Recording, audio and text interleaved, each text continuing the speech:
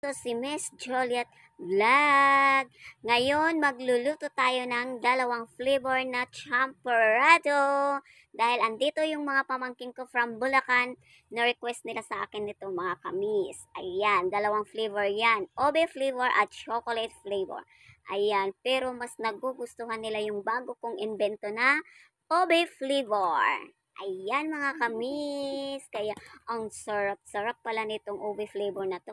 Napanood ko lang po ito sa YouTube.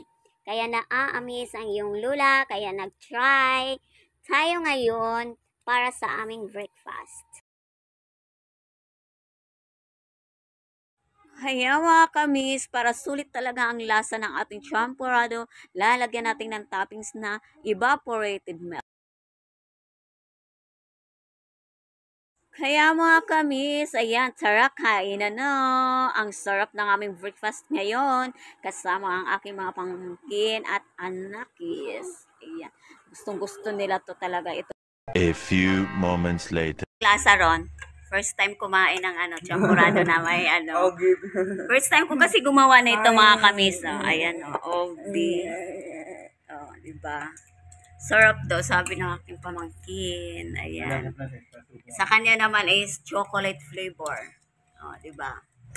Kokwa. Ayan, sarap. Ito yung almusal namin ngayon, mga kamis. Ayan. Plus tina. Ayan, Goldilocks.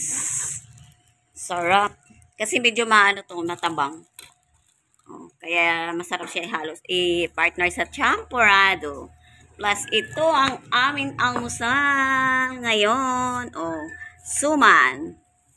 From Antipolo.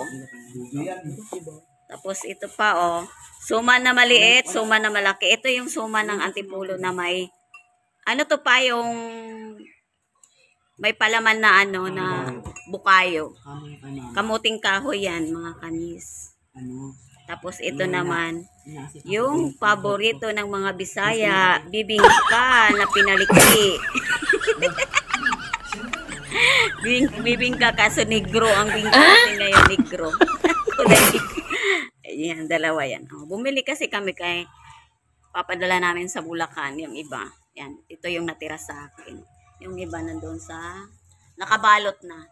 Dadalhin nila kasi uuwi na sila ng Bulacan. Tapos na ang kanilang maligayang araw. Ayan yung pagkain ng apo ko.